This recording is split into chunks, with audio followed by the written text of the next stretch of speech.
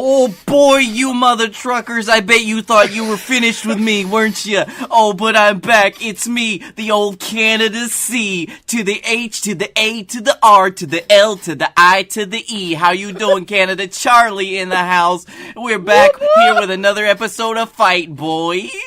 Except we're from the north, bitch. So, I'm happy that Canada Charlie appeared. It was as if I cast a "we need a cold open" magic spell, and Canada Charlie was just like, "What did you call for me, homeboy? Let's go now, motherfucker." You know it. You can only use that like once or twice though, so you better keep that other one in the pouch. You know what I'm saying, boyo? It's like a Mr. Meeseeks box, except it's Canada Charlie. And now I die.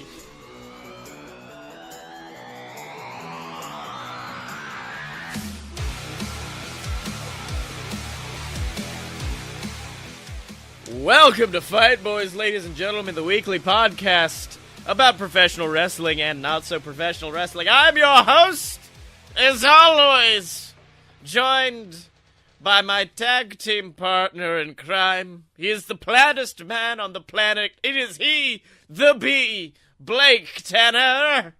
Did you even introduce your name? Hi, Craig Robinson here. Check out my new show, Ghosted on Fox. Oh, guys, God, it's been a week. Well, we are firmly in JWF Pay-Per-View week, which we have realized immediately puts a curse on everything in my life, which is why this episode is having to go out late, because my house lost internet, because hornets got into my internet. But that's a story for a load of BS. Right now I'm very interested in this story. Yeah, but we are. So if you guys want to check that out, make sure to subscribe to the YouTube channel or go find a load of BS on iTunes. Anyways, it's time for Wrestle Talk. We should say that since we had to push our normal recording schedule back, Dylan is not here tonight. Sadly, he is at work. Yes, but we do have all of his predictions at the ready for the prediction series. Which, by the way, should this be a end of the prediction series? Should we have we're gonna keep it going? But is this a marker for who wins, who loses, who gets to pick a forfeit? Oh God, this is so terrifying because Dylan is so easily the winner. Yeah. But now you and I are vying for, not last place. No, and me and you are vying for not the one who has to do the embarrassing thing. This could very easily tip the scales. Yes, 100%. But we'll get to that in the predictions, and then Yep. I think we'll probably have, a chat behind the scenes about that. But, fuck off. I finally had some time about being able to watch wrestling this week, and I just gotta say, damn, Impact is garbage. I know. I thought you were like, oh man, I finally got to watch Raw. It was actually a pretty good episode because it was. And SmackDown ended pretty well. It was pretty fucking killer. Nope, fuck Impact. That's where we're at. Fucking Impact. Because, I was just sitting there, and my dad was just like, well, son, you want to watch Impact? And I'm like, all right, Dad, let's sit down, have us a nice father-son moment about watching this shitty show. And there was a moment where they were really trying, I think they were trying to channel the hit Roddy Piper film, They Live, which has, this... It has this awesome, 7-minute, an insanely long fight scene between, Roddy Piper and, oh god, who is it? I can't remember the actor's name, but he's a fantastic actor, and they have, this excessively long fight scene, but it's done well, so you can handle it. I thought you were going to say for a minute, yeah, in They Live, there was this epic 7 minutes, and the rest of the movie was garbage. No, dude, I fucking love They Live. No, it'd have been worse if I was just they were channeling They Live when it was revealed that Alberto Del Rio was a lizard person the whole time. And, Grado came out and put on some aviators and was just I see the truth now. Let's do this. So wait, it's confirmed now that Del Rio and Paige is split, right? Yes, and it makes me so... Like, I feel like the rumor mill, Blake Tanner, because last week, we speculated and then it happened. Can we just, like, make other things that we want to happen come into existence? Like, oh, dude, you know what I'd love if, like... What if, like, James Ellsworth got released? Wouldn't that be fantastic? No. Let's just speculate on that, and then we'll see if it happens. Oh, yeah. Oh, my God, Blake, I just checked my phone! You'll never believe... Oh, that's a sad segue. Sad way. Well, no. I still need to talk about They Impact. Just because they had a 2-segment backstage fight. Because, you know, like, usually they'll have, like, a backstage fight happen in a huge, like, assault end move. And they'll be like, and then Raw rolls on, or whatever. Yeah. And then when you come back, they're in a different segment. Well, we had it recorded, so my dad's fast-forwarding through commercials, and I just looked over at him, and I'm like, hey, I bet this shit's still going on when we get back. He's like, no way. We turn it back. It's Alberto Del Rio versus Johnny Impact, which is still my favorite gimmick name of all time, Johnny Impact. It's wonderful.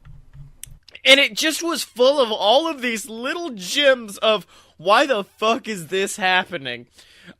Firstly, it ended in, you know, like I think they did it, John Cena, Brock Lesnar, Undertaker. They always have, like, these big backstage fights with the pull-aparts that are really epic. They tried to do that, but since you don't have these large, imposing men like Lesnar, Cena, Taker, you just had fucking some dude who's good at parkour, and a woman abuser. And so I was just sitting there like, what the alleged. And so I was just sitting there like, this does not have the gravitas it needed. So that was one good moment. At one point, Alberto finally, like, is just like, fuck it, I just want to get rid of Johnny. So he tosses Johnny and he starts to run away. And you think, well, Alberto is clearly going to go for a door. Alberto maybe is going for, maybe to get into the arena or something to find security. Now, Alberto climbs a fucking ladder and just gets on a random, like, indoor bathroom. It was referred to by Josh Matthews as some sort of bathroom structure. It was just... Okay, now, I'm used to people referring to things as structures, but not quite a bathroom structure. Yeah, hey, look, there's a toilet under that. Yeah, it's just like a shitty metal, like a little metal building inside this giant warehouse. Is it like a porta potty where if you fell through, you just fell through into this soup of shit? No, but I wish it was much larger than that. Then you just see Alberto, like, tumble through and just like, oh God, no. And so it's already ridiculous because Alberto has climbed onto essentially what is a shed within a shed. He's climbed onto it, and so now I'm like, what the fuck? Okay, so are they gonna do something like maybe Johnny's gonna climb up there and then Alberto tosses him off of it, and it's gonna be something cool like that? No. Instead, they just decided, hey, this is a good opportunity to show off the fact that we have a guy who does parkour. Because all it is like Johnny's like, oh, I'm gonna get you, Berto. And that was the exact quote. And then he walks over. Berto. We'll get you. And then he walks over, and then Alberto kicks the ladder onto the ground. So now you're like, uh-oh, Johnny's got no way of getting up there. Oh, but I know parkour, big man. And then he, like, jumps onto a Pepsi machine, climbs up. And then, I can't remember how Alberto got down, but Alberto got down somehow. So now they've switched spots, so now Johnny is up there, Alberto's on the ground, and you're like, oh, there's gonna be a cool move where Johnny runs and jumps, and it's this amazing cross-body down on Alberto. And it would have been cool if it was just Alberto. And you know what, I'll say it would have been cool if it wasn't just Alberto and the 5 security guards who lined up around Alberto. Okay. But then once it became roughly 20 security guards and Alberto, and then Johnny runs through the air, jumps off, and doesn't even hit Alberto. He just flies into the middle of this mass of humanity, and it just crumbles like bowling pins, and Alberto's one of the people, like, on the outside, so it barely even affected him. So, I was about to just interrupt, which I did, I know, and Yeah. just tell you that it's probably not great to completely and utterly synopsize the entirety of Impact because people have already seen it. But then I realized our viewership is probably twice that of Impact, so please continue. Well, what's bad is the fact Our that viewership, by the way, this is a podcast. Yeah, this is not even... Well, we do have YouTube. But this is not even all of Impact. This is 5 minutes. And that Johnny Curtis missing Alberto thing, yeah, that happened a lot, except not on purpose. So, like, Johnny went for, like, a flying knee into Alberto's head, and you just saw his knee go right next to Alberto's head as he slaps his leg. And I'm like, man, you know you missed. We all know you missed. But my favorite moment of the entire thing was there was a moment where I can't remember. Alberto went into like he went into the bathroom structure as it wasn't Caleb. It wasn't Caleb Connolly. It was some other wrestler was coming out. And so, out of anger, or like, to try to get out of the way, he pushes him in front of Johnny. So now Johnny and this other dude are fighting, like, for no apparent reason. And you think, like, oh, cool, there's gonna be a team-up where Alberto and this guy beat down Johnny. End of segment. No. Instead of that, Johnny fights that guy for a while, gets out of it, and then all of a sudden, Caleb Connolly comes in for no reason. And he starts fighting the dude who took on Johnny. Alberto starts fighting Caleb. Johnny's now fighting other guy. And I'm like, is this just about to become a brawl? No. Then they split off and just go into their own rivalries. And you just don't hear from Caleb and the other guy for the rest of it. They were just like, we're just gonna throw this in. And my dad came up with the reason why, and I think it was a brilliant fucking reason why. It was because, for the live audience, you could then show Caleb fighting the other dude in an actual wrestling match, while they had to keep dealing with Berto and fucking Johnny Impact's bullshit. Jesus. I just looked at my clock. I just spent 8 minutes or so breaking down this horrible segment. Yes, please, let it end. It just shocked me so much that I was like, this is a real thing that they put out. Well, I think that being said, it's a very important thing to note that Bubba Ray, what he says on Twitter regularly is right. Yeah. It's not usually the talent's fault, except for Alberto. Fuck Alberto. Everyone else, you're cool. Well, firstly, fuck you, Alberto. Firstly, one last thing about Impact. At one point, they did just stop showing live footage and went back to Impact from like 10 years ago and just started showing that. And I was like, what the fuck? Did they run out? Are they just done? Yeah, so they do that. But back to Alberto, last week we talked about his private dressing room. Yep. And we were just like, hopefully Alberto's just working everybody as like, I don't actually have one. This is just me bullshitting. Oh, no. I didn't think he was. No, he does. And he's the only one that does. Apparently it is in his contract that he requires a private dressing room. This is at the epitome of a LOL TNA moment. Yeah. This is, like, giving something like this to a person who is so horrid. Yeah. Just baffles me, and it's a perfect TNA move because they did this shit for people like Hulk Hogan, who is one of the best, the greatest, probably remembered wrestler. Also racist as shit, but you know. I was going to say, was that Hulk spelled with 3 Ks? Because is that what is the Hulk KKK? Hulk KKK.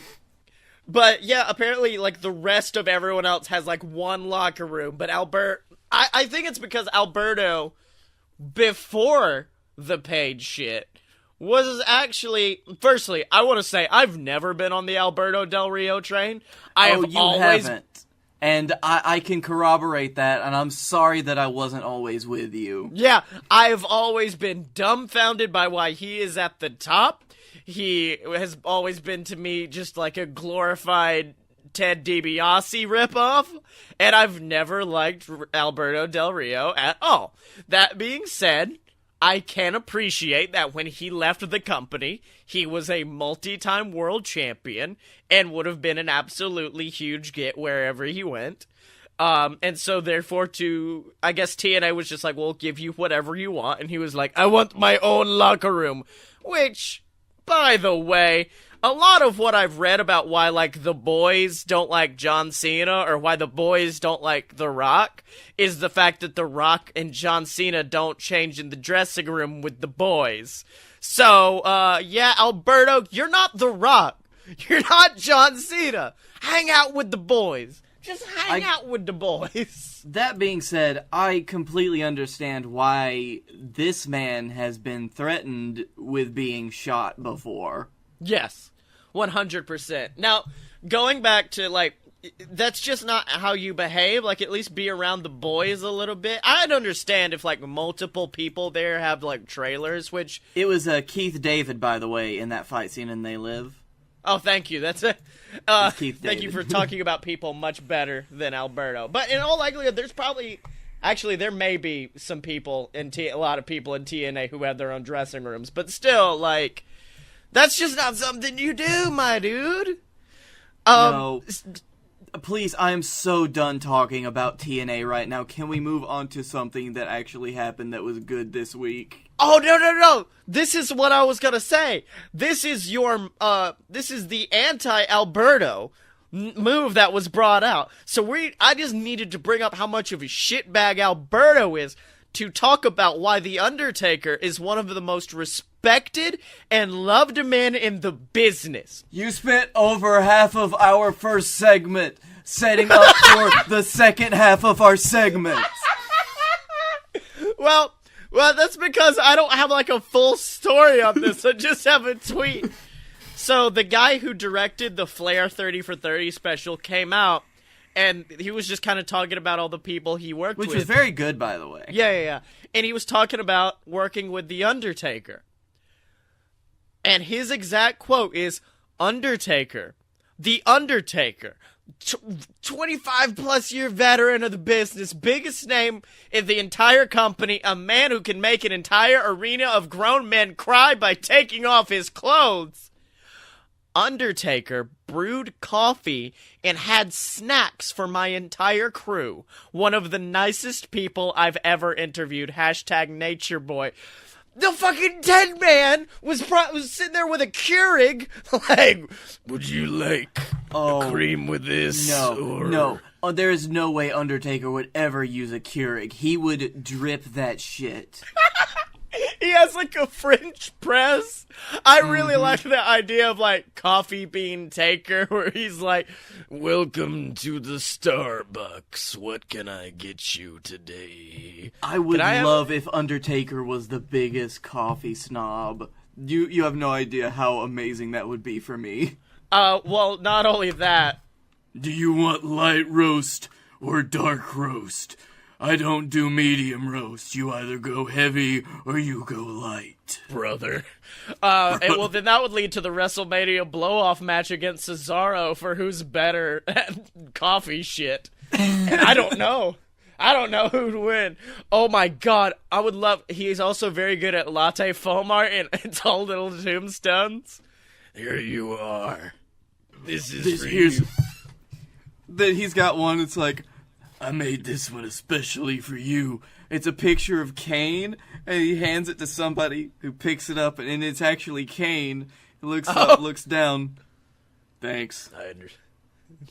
Thanks, Mark. You're welcome. Mark. I really Good love luck in your race, Glenn. I love Barista Taker so much. Barista Taker. I've got a venti white mocha frappuccino for Greg. Greg. And then finally some dude just comes up and is just like, yeah, I'm Greg. Give me my fucking coffee. And just like grabs it. And then he's just like, he grabs it. And then somehow Taker's hand is so massive that he manages to hold on to the guy's hand as he tries to walk away, pulls him back. And just choke slams him through the container of all, like, the sweetbreads and stuff. That's what you get. He asked for cream. When you get my coffee, you will roast in peace. Roast in peace! Oh my, I know we don't do like parody shirts on the fucking Fight Boy store, but we are now, because Roast in Peace is going to be a shirt with like the Starbucks logo, except it's got Taker's face on it. Oh, God, I love this so much. Yes. Oh my God. I mean, damn, we honestly had more to talk about, but son of a bitch, Barista Taker he's just a godsend. I love him. Thank God for Barista Taker. Can we move on to current events? Because I think we should talk about the Fifth Man. The Fifth Man, I mean, that's right. Last week, the Fifth Man for SmackDown was announced in the form of John Cena. Oh, John Cena. John Cena. Would you like a John Cena? John Cena.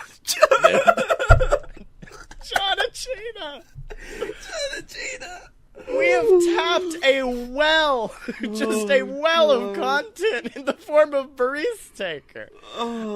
No, I was in all honesty gonna wait until predictions to talk about Fifth Man, but yeah, we can.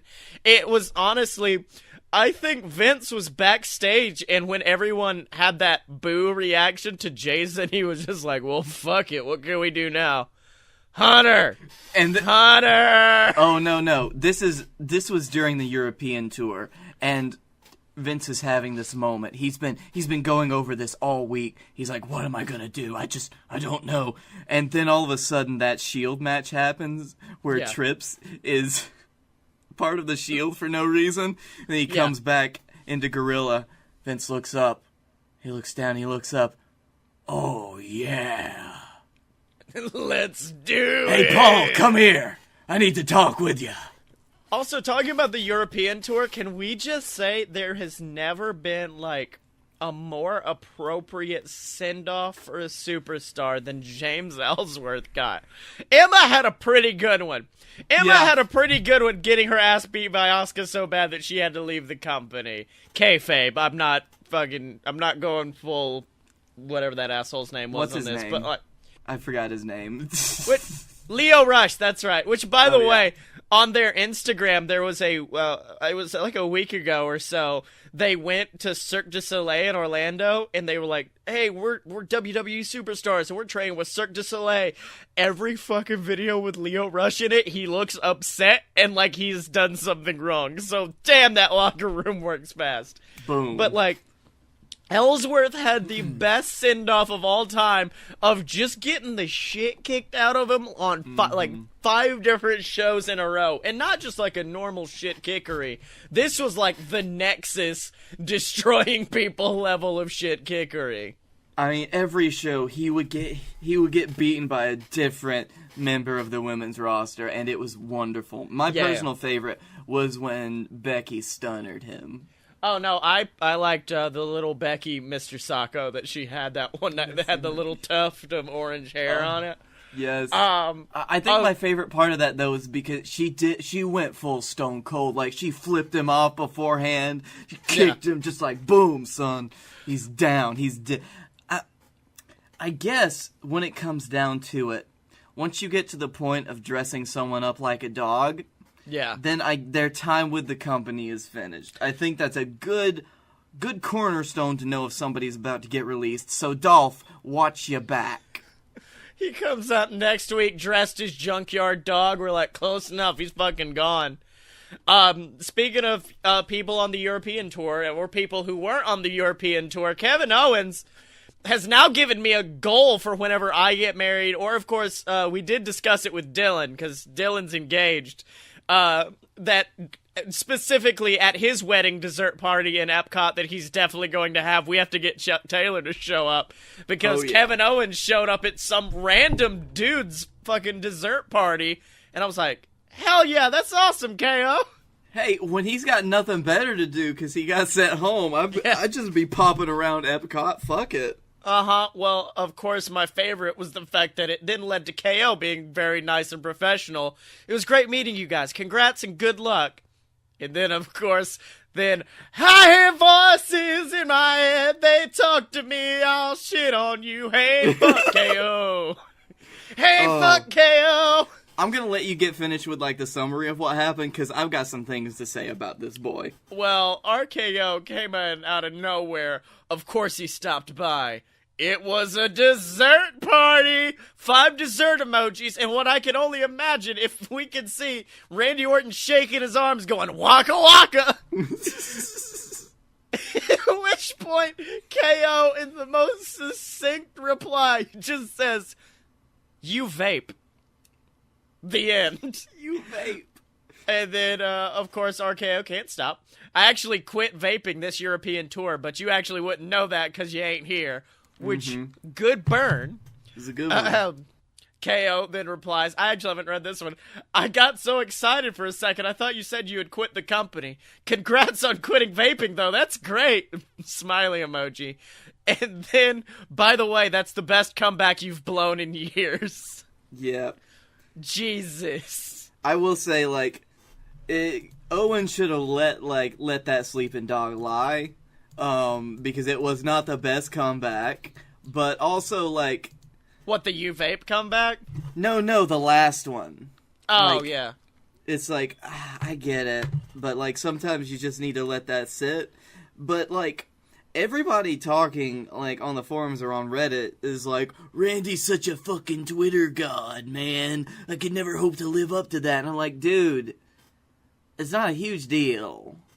Yeah, I mean, KO is equally a good Twitter god. Like, the thing with Randy is just upset and needs somewhere to be a heel, so he just decided to be a heel on social media instead. That is what happens when you are basically like when you can only be when you're only good when you're a heel. That's kind of Randy. Yeah, Randy. Randy. Like, he is definitely at his best when he's a heel, but, like, he is the most boring thing when he's a face, because Randy is just not a face. Although, I will say, on Tuesday night, there were several people from the Raw roster, the Raw men's team, that were there, and there were 2 people from the SmackDown roster that did not show up to save their brethren. One Jonathan Cena, and one Randall Keith Orton. And I can only assume that Randall Keith Orton was out back with a huge wad of cotton in his mouth, ripping it. Randy Orton confirmed for 5th member of VWO. Yeah, I mean, John, you could be like, they're saving John for the pay-per-view. They're saving his return. Randy, however, you just out getting that sick cotton. And you know where else you can get some sick cotton, Blake Tanner? Where that, bud? In the form of some sick cotton t-shirts over at merch.aloadofpurebs.com. That's right, ladies and gentlemen. Merch.aloadofpurebs.com is the only website where you can get the official merchandise for all your favorite BS Network shows, whether that be a load of BS, me and Blake's other show, that's probably going to be me and him just talking about hornets, or, it's the ultimate battle, a load of bees versus a load of hornets. Or, of course, you can get merchandise for the Fight Boys. That's right, ladies and gentlemen. Get your official Dust Watch 2017 shirt. Or, as soon as I make it, the Barista Undertaker shirt. And then, of course, we do have shirts for all your favorite JWF superstars available over there. Get shirts for your the VWO. Get shirt for your favorite tag team in the entire world. Of course, the BS, Blake Tanner, Scotty Moore. And we do have shirts for Blake Tanner and Scotty Moore separately as well. So if you would like to show your allegiance to the B or the S, you may. Only over at merch.aloadofpurebs.com in that Fight Boys section, which means, Blake, it's time. It's time to make some predictions, my boy. Predicatons! Ahead of, firstly, what's easily going to be the greatest JWF pay-per-view of all time, Los Trios Tango. And then Los Trios Tango, but also Survivor Series, I guess, or whatever, is happening. And we actually had a very long first segment, so let's, I don't want to speed round it.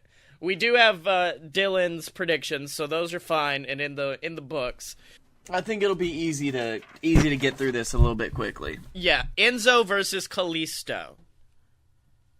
Enzo.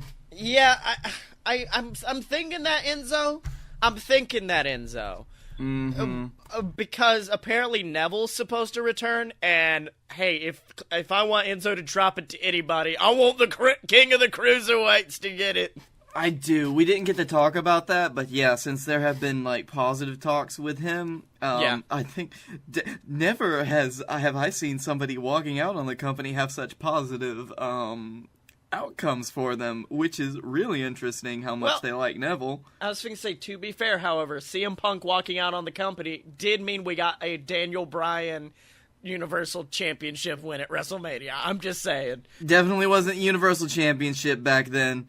You've been out of the game too long, boy. I was there, motherfucker. Don't even. Alright, so yeah, we both got Enzo for that one. Raw Women's Champion. Dylan had Enzo too, by the way. Okay. Women's Champion Alexa Bliss versus Women's Champion Charlotte Flair. New Women's Champion. Yeah. Can I just say, this pay-per-view, more than else, has, like, made SmackDown be like, wow, our champions are kind of shitty, huh? Probably need to change that before the pay-per-view. How many weeks have we got? 2? Well, we don't want to do it all on one show. Let's spread them out a little bit. Yep.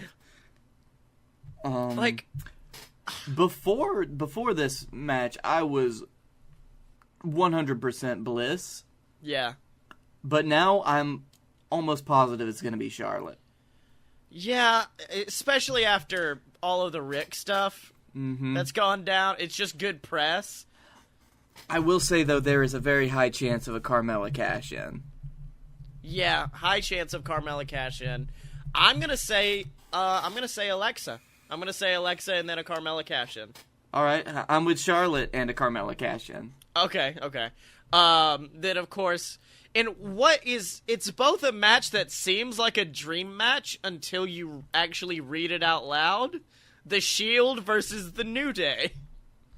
I am so hyped for this match. I don't know what you're talking about. Oh, no, I'm very hyped for it. But it's not, it does, like, Shield versus the Wyatt family, for me, like, had that big, like, the crowd was chanting, "This is awesome," before it began, and it made sense. This, to me, is, like, really weird as a combo.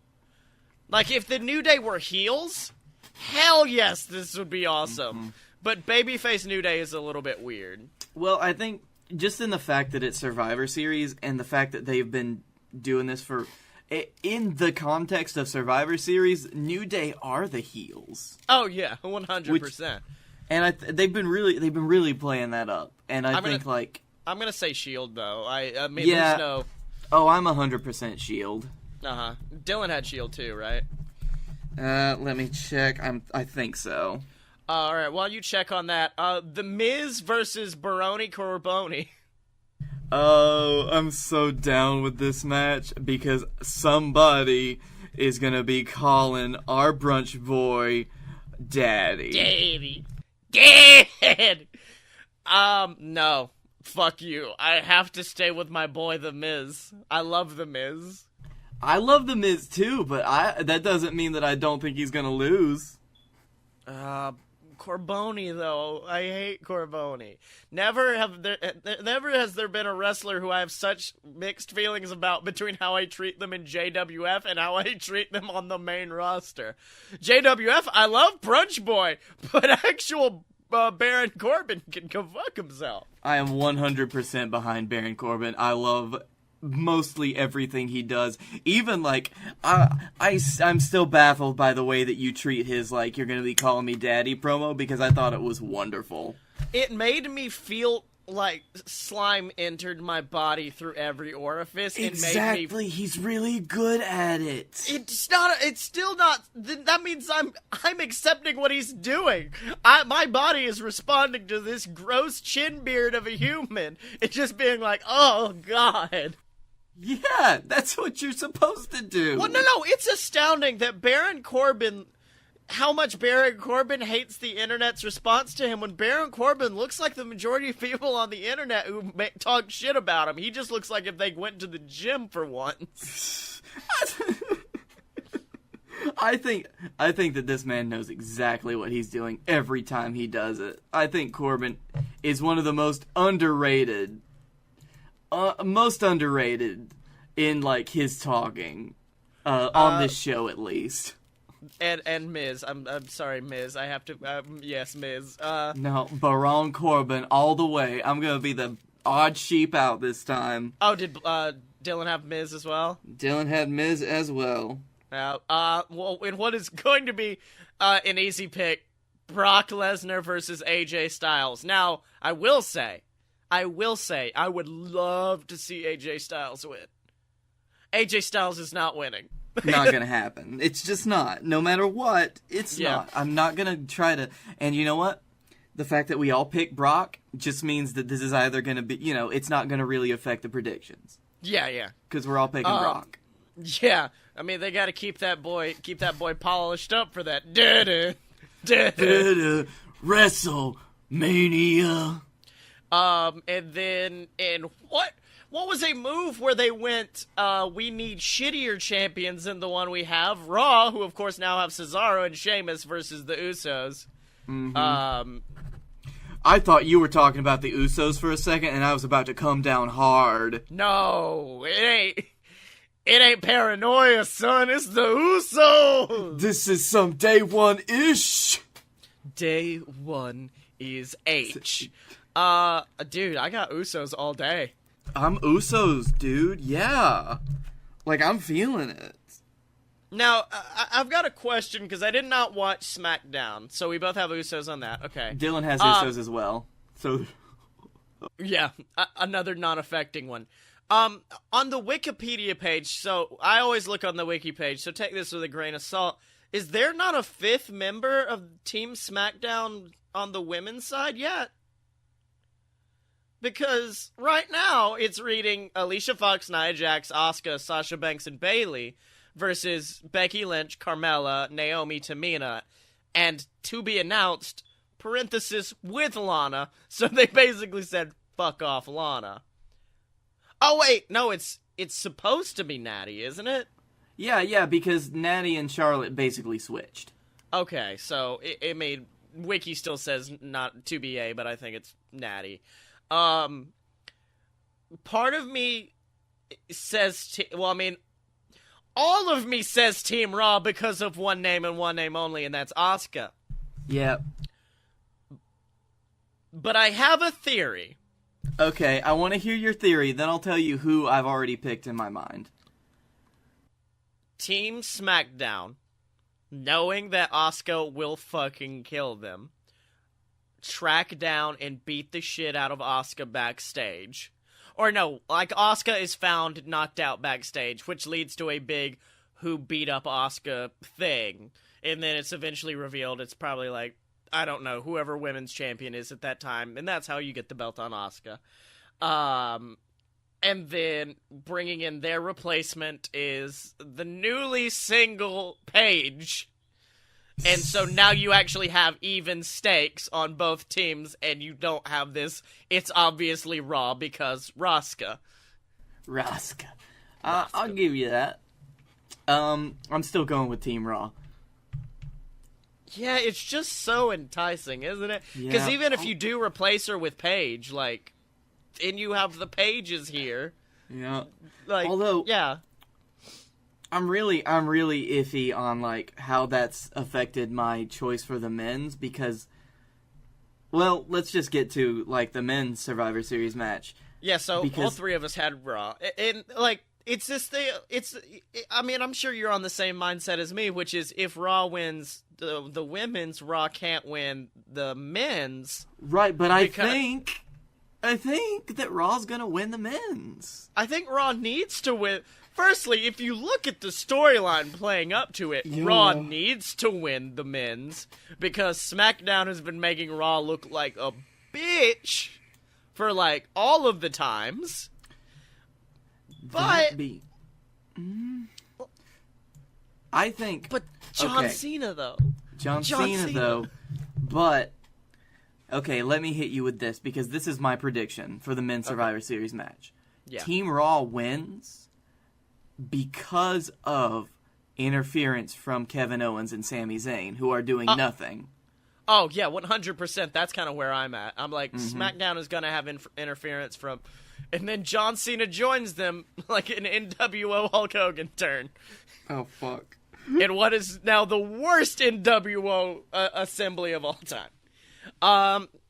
Yeah, I think SmackDown is going to lose. I've got to give it to Raw.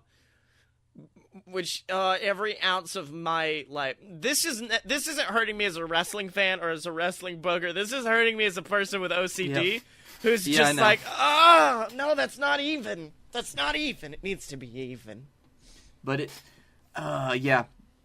Although I've given more SmackDown wins overall because I picked Charlotte, Corbin, and Usos to win their respective matches, so I feel better. You're like, at least that kind of evens up. I'm just screwed no matter what. So you have picked almost exclusively Raw. Oh my God! Hold on, let me look. Yeah, everything but the Usos. Yeah, it ain't paranoia, boy. It's the Usos. Well, if the pay-per-view goes out like I want it to, apparently SmackDown is gonna be Raw's bitch for the next year. Yo, like, if they try anything, they're gonna be like, yeah, but you remember Survivor Series, though, dog? It was kind of shitty. Yeah. Oh, shit. Fuck. Yeah. You know what? I'm doing it. I'm making my one change. I'm making my way downtown. I'm changing Team Raw Women's to Team SmackDown Women's for the victory. Okay. Okay. I'm gonna do it, led by the new Women's Champion Carmella. I won't blame you. Yeah. I have to do something. Like I'm stammering at this point. It's late and I'm confused. But you know what? I'm not confused about Blake Tanner. Well, first, I would say that means that there are 3 matches that are basically hinging on who comes in second place and who loses between us now. Yeah. Fuck it. Patreon.com/FightBoys. That's right, ladies and gentlemen. Patreon.com/FightBoys is the website where you can help give back to these good Fight Boys right here. It's basically a monthly subscription service of a donation. You can donate $1, $5, however much you want to give. But of course, we do have perks over there for you all relating to that amazing Birmingham, Alabama-based professional wrestling organization, the JWF, for just $1. Ladies and gentlemen, $1 a month. We will bring you into the JWF. You will be a JWF superstar. Your name will be said. You'll have a character, and you will promptly be jobbed out in about 5 seconds to Canada Charlie or something. You know it, brother! But of course, if you want to go beyond that, if you want to be like Scott Moore, Guy Fieri, all the greats, if you want to be that JWF mid-carder you can be, just donate $5. We'll throw you in storylines, give you a run for the belt, give you whatever you want. But of course, if you want to go beyond that, if you want to be an all-star, if you want to be holding that gold that everyone aspires to hold, donate $30 over at patreon.com/fightboys, ladies and gentlemen, and you will be a JWF champion. We don't know how, we don't know when, we don't know in what way, but we will make you a champion. But that's only available, ladies and gentlemen, if you go donate over at patreon.com/FightBoys. Boys is spelled with a Z, which means Blake Tanner. It is now time. It is time for that amazing, fantastic, the greatest professional wrestling organization in the world in Birmingham, Alabama. It's time for the JWF and the Go Home Show, ladies and gentlemen, to one of the biggest JWF pay-per-views of all year. Los Trios Tangos, with, of course, 2 fantastic Los Trios Tangos matches announced, which they're very similar to Survivor Series matches, but, with 3 people. And I'm not saying that's because of WWE 2K17's limitations, but it might be. But of course, Blake, as we know, these matches may be changing the landscape of the JWF forever. Every match on this card, we of course have Momoa Curry taking on the Dylan in a retirement match. We could possibly lose the Dylan from the company forever, or of course, a JWF legend in the form of Momoa Curry may have to retire, which I know that's something I would never want to see. Such a legend have to go away. It would really break my heart to see the end of Momoa Curry in such a way, but then again, if there's one person that has proven that he can do it, it is the Dylan. That's right. And then, of course, we do have, we've got the match where the VWO are taking on the, I guess the team known as the BSS right now, the team of Blake Tanner, the JWF World Heavyweight Champion, Scotty Moore, and Scott Moore. Scott Moore, the father of Scotty Moore, who returned last week to much fanfare to help his son take on the VWO, and what was an absolutely fantastic addition, in my opinion. And in that match, the winners become champions. They will become the tag champions, the world heavyweight champions, and the loser leaves forever. We could lose the VWO, or we could lose Blake Tanner, Scotty Moore, Scott Moore. We could lose some of the greatest names in this company. It is going to shift the landscape this Sunday at Los Trios Tangos. But of course, ladies and gentlemen, we also have a match for the, basically fighting for the JWF itself. Because in recent weeks, the WWE have unfortunately invaded, as Paul Heyman has been sent, and in his words, as the most violent form of cease and desist, bringing both Brock Lesnar and Braun Strowman at his side to destroy the JWF, and they have been challenged to a Los Trios Tangos matches by, I guess they could be the generals of the JWF, the captains almost of the JWF, Guy Fieri, Brunch Boy Baron Corbin, and Rat Boy Connor, the king of the Rat Babies, joining him last week. Absolutely phenomenal. I mean, now, Blake, you've seen these men in action before. How do you think they would actually fare against these beasts? Well, I will say that these men that definitely have a great amount of teamwork. They have a lot of experience working together, which is probably something that these beasts don't have as much experience with, but they've also got raw power. Like, it would take, I would say, a miracle to defeat the beasts. I will say that, and it looks like Team JWF are in the ring right now, and I think they have a question for the WWE before Los Trios Tangos. Let's have a listen. Last week, we did something that no one said we could ever do. Last week, we stepped into this ring and we slayed the beasts. We chopped down their beanstalk and saw them fall from grace, oh, so quickly, because we are the JWF. We may not have the numbers or the money that the WWE have, but we've got something they'll never have. Brotherhood. We stand together as one, and we will fight until we fall, which leads me to ask, who's your brother, WWE? Yeah, because you know the king of the Rat Babies here, Connor. I noticed something last week. I noticed that there's only 2 of you babies, and well, you know, they say it takes 3 to tango, so who's it gonna be, huh?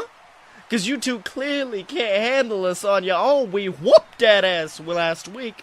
So who are you going to call in? Cena? Oh, how about that punk AJ Styles? Oh, maybe you can go get a shovel and dig up The Undertaker out of retirement and bring him in. Or how about The Miz? I mean, I'm already kicking his ass at Survivor Series. Might as well get an early start at Los Trios Tangos. Because WWE... it doesn't matter who you bring. And it doesn't matter how many of them you bring. Because any amalgamation of superstars you want to throw together, they'll be powerless once they step into the ring with the Brunch Boy himself. So if you... oh my god! Ladies and gentlemen, the beasts of the WWE are here, and they are assaulting Team JWF, putting the boots to them. This is absolutely horrifying to watch. Braun Strowman picking up the famed Rat Boy Connor, hitting a big running power slam, and oh my god, the strength of Brock Lesnar as he picks up Guy Fieri and hits a massive F5 on him.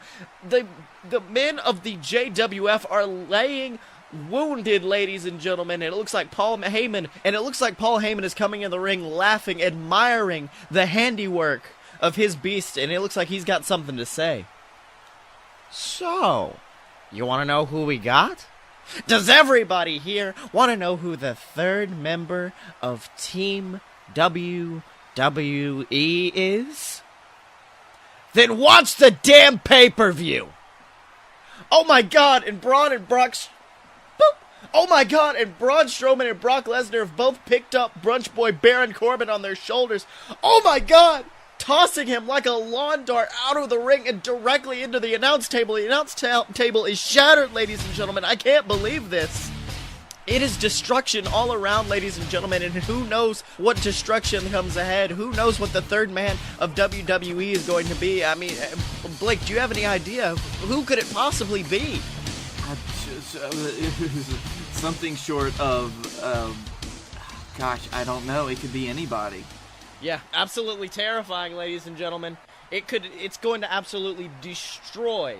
It could absolutely destroy these men this Sunday. But someone whose career may be destroyed this Sunday is a man by the name of Momoa Curry, a man who has been in the JWF for 25 years. An absolutely landmark career, one of the longest reigning JWF champions in history.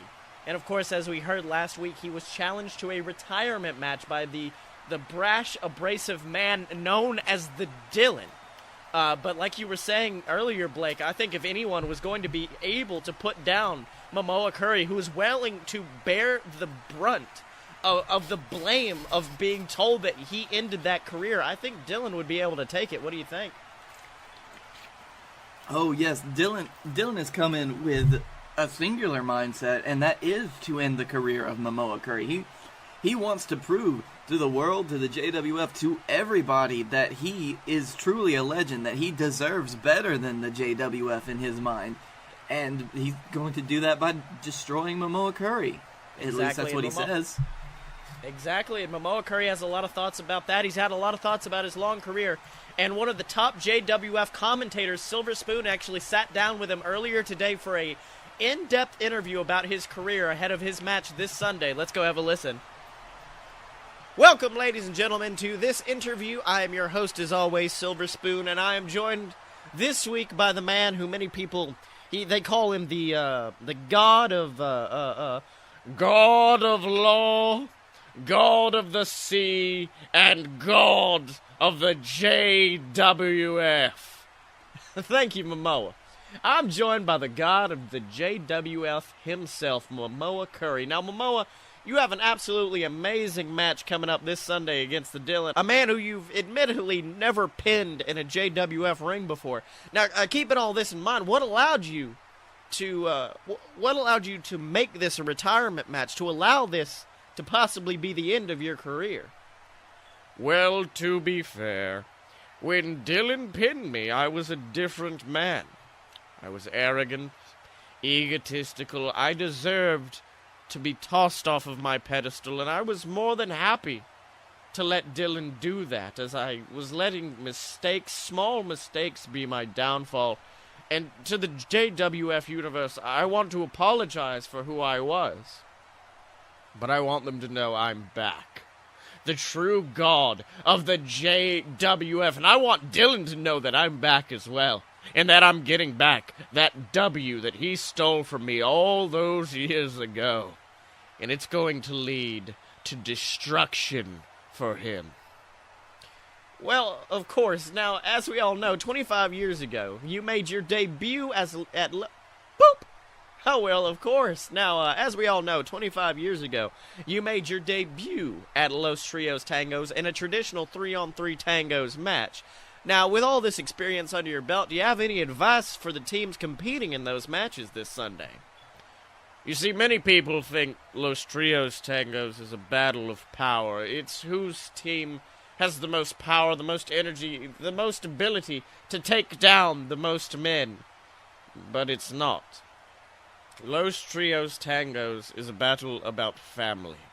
It's a battle about brotherhood. It's a battle of attrition as two sides try their damnedest just to wear down the other team. This is not a sprint. It is a marathon. And those boys this Sunday, they need to remember that. Wise words that I'm sure the teams this Sunday will take into account. But of course, they may be some of the last wise words you get to impart upon the JWF audience ahead of this match this Sunday. You know, I don't want to put the cart ahead of the horse, but do you have any parting words for the JWF? No. I have no parting words because Momoa Curry is not parting with the JWF. No, Momoa Curry is going to change the JWF by getting rid of the Dylan. Do you honestly think for a second I would put my career on the line if I didn't know for a fact that I could defeat Dylan? No, because this Sunday, Dylan is going to walk through the ropes and face a god. He's going to witness the wrath of myself in the spirit of every JWF fan in that arena coming down upon him with the furious rage of 1,000 burning souls. And by the end, he will wish that he never uttered my name in the first place. And he will bow down to the God of Law, God of the Sea, and the God of the JWF Momoa Curry. Absolutely astounding interview from Momoa. I mean, when he actually lays it out, everything that he's been through, everything that he struggled for, the fact that, I don't want to get riled up, but the fact that it could be ended by a man like the Dylan, a man, it's through hubris, it's through egotism, it's not through a respect for the career, it's for a disrespect of Momoa Curry and the entire JWF. I mean, I just have to pray that Momoa Curry comes out and he fights this Sunday, and he fights hard. I just have to say that.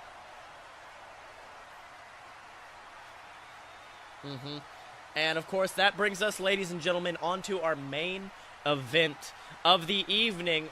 Something that actually has Los Trios Tangos implications because, ladies and gentlemen, the entire VWO are going to be in the ring against the BS Boys, with the exception of one man, Clint Clouds, a man who actually put Scott Moore in the hospital not months ago, breaking Scott's back, forcing him to have complete reconstructive surgery on his back.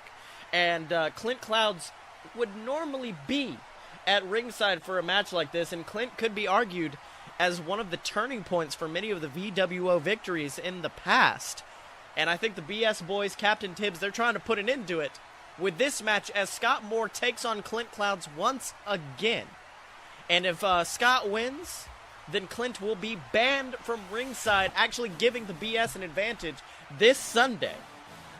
Scott coming out to the ring. Now, if you're Scott Moore, if you're a man who Clint Clouds has broken before, a man who Clint Clouds has literally destroyed, how would you feel going into a match like this? Well, normally I would be very cautious, but of course Scott Moore, who has had that surgically repaired and replaced back of his, he's been moving like a new man. He's like something we haven't seen in years. Exactly, and I think Clint Clouds knows that. As he walks out to the ring, he looks a little bit hesitant. Of course, last week, Clint Clouds feeling the full brunt of this newly reinvigorated Scott Moore, as Scott absolutely demolished Clint backstage. And it looks like the match is about to... Oh, wait! Well, I thought this was just going to be a simple one-on-one match, but it looks like Griffin Clouds, the son of Clint Clouds, has run down to the ring attempting to distract Scott Moore. Just some old mind games from the VWO as always. Oh, but wait! Oh, ladies and gentlemen, there it is, the music of the BS, the team of the JWF World Heavyweight Champion Blake Tanner and Scotty Moore hitting the ring and taking out Griffin Clouds, kind of evening the odds. Putting Griffin, oh my God, putting him through the announce table with a big pop-up powerbomb of their own. Oh, and looking in the ring, it looks like Scott's about to try to hit Clint with a pop-up powerbomb of his own, but Clint manages to fight his way out, dropping to the side, trying to roll out of the ring. I think Clint is afraid in this moment, ladies and gentlemen. All right, and it looks like Clint's walking up the ramp trying to leave, but, oh, those BS boys are at it again, stopping him. And it looks like, I think Clint's more afraid of the BS than he would be of Scott Moore backing up. And Scott grabs him, tossing him into the metal guardrail and throwing him into the ring. Oh, but it looks like, oh no, Griffin Clouds, he's crawling, like absolutely in pain, crawling out of the rubble of that announce table, grabbing a chair and tossing it into the ring. And, oh no! Oh, it looks like he's trying to distract Shibata. Oh, our faithful Raspberry Shibby. I mean, I'll tell you something, Blake. He is one of the best refs you'll ever see, but he gets just distracted far too easily, especially in matches with the VWO. Very much so. Although I think it's very interesting to see that the shoe is on the other foot for the VWO in this moment. They haven't been outnumbered like this in any memory of mine. Exactly, and it looks like that chair. Clint's going to grab that chair as Griffin distracts Shibata, but oh my God! Scott Moore has stomped on that chair saying no, he refuses to let Clint grab that chair. He wants this match to be pure. Clint has to win his way out of this match, and Clint is on... Oh my God, I don't think we'd ever see something like this. Clint Cloud's a veteran of the business. He is on his knees begging for forgiveness as Scott Moore picks up that chair, holding it high above his head. Oh, and looks like Clint's actually got his hands up, is begging off. I don't think I would have ever expected this from Clint Clouds. It's absolutely astounding. Mm-hmm. You don't see a man move like that very often at his age. All right. Oh, and it looks like Scott's actually obliging. He tosses the chair to the side. Clint's smiling. I think Clint has gotten that forgiveness from Scott. Oh, my God. Well, I was going to say I thought he did, but a big shining wizard to the side of Clint's head sends Clint to a near fall. But, oh, and Griffin pulls Shibata out of the ring right before that 3 count happens. Let me tell you something. This match would be over, ladies and gentlemen, if it were not for Griffin Clouds. Oh, and Shibata doesn't look happy about it, berating Griffin, and it looks like he's about to kick out Griffin, but, oh, and it looks like the BS have walked over, smiling at Shibby, and looks like BS are saying they got it, as Shibby runs back into the ring, and Blake and Scotty start putting their boots against Griffin Clouds' head. Like you were saying, that numbers game is getting up to Griffin Clouds, and Scotty hits a big SMG on to Griffin Clouds, sending him to the ground, and Blake hits that big boot, stomping down onto Griffin's head, the move that actually won him the JWF World Heavyweight Championship from Griffin himself. Oh my God, and in the ring, it looks like Scott Moore is calling for that big pop of powerbomb, tosses Clinton to the ropes, and nails it. Goes for the pin, 1, 2, 3. Ladies and gentlemen, he has done it. Scott Moore has defeated Clint Clouds. One of the demons of his past has been exorcised, as Clint Clouds is banned from ringside this Sunday, and it looks like the 3 men are in the ring celebrating right now, but oh my God, the celebration looks like it's not lasting long, as Justin and Travis, the other members of the VWO, the other children of Clint Clouds, hit the ring and start putting their boots against Scott Moore, destroying him. BS tried to grab and pull him off, but Griffin comes to his senses, running in, joining the fight. Looks like the VWO are taking on the BSS. Ladies and gentlemen, we are getting a preview of Los Trios Tangos right here tonight on JWF War. This is absolutely astounding. But of course, like we've said before, the VWO, they are brothers. They are not just some men thrown together. They are family. And it looks like that family is helping destroy the BS boys right now. Oh my God, and it looks like on the outside, they're actually pulling up the protective padding on the concrete, revealing that hard floor underneath. And oh, a big vaping boot from Travis puts Scotty Moore to the ground. And oh my God, looks like Griffin has actually grabbed Blake and taken him to the outside, picking him up, position him for that under vapor. Oh my God, right on the concrete floor, and Justin dives off of the ropes, and oh, a big double under vapor takes out Blake Tanner just ahead of this amazing match. Let me tell you something, ladies and gentlemen. I don't know what's going to happen this Sunday now. I was going to say with Clint Clouds gone, the odds may be in the favor of the BS boys, but after this vicious assault on Blake Tanner, on Scotty Moore, on Scott Moore, I think the VWA may have evened the odds once again, because there's no way after that under vapor Blake Tanner is going to be coming into this match in one piece. Maybe not. We'll have to see. That's right, ladies and gentlemen. But the only way you'll see, ladies and gentlemen, is this weekend on the official BS Network YouTube channel. It is Los Trios Tangos. Make sure to tune in and check out as the VWO take on the BS. Check out Momoa Curry, possibly in his last match ever against the Dylan. And of course, make sure to tune in as the JWF is defended in a gigantic landmark match against the WWE. But that is this weekend at Los Trios Tangos. And who knows what's going to happen next week on JWF Monday Night War. So, Blake Tanner, what did you learn this week? I learned never You never go on top of the bathroom structure. I never go on that bathroom structure. And I learned that you will roast in peace. So, Blake Tanner, where can they find you? You can find me at Blake A. Tanner on Twitter. You can find me at the Darkroom Video on YouTube, Darkroom VIDYA. I haven't done anything in a while there, but my friends BJ and Scotty keep up. Or BJ and Josh, rather. You're Scotty. BJ and Josh, they do a lot of normal series and stuff on there, and it's really good, so give it a watch if you like video games. I'm the one who keeps up the other YouTube channel you're on, Blake. Oh, yeah. That good old BS Network.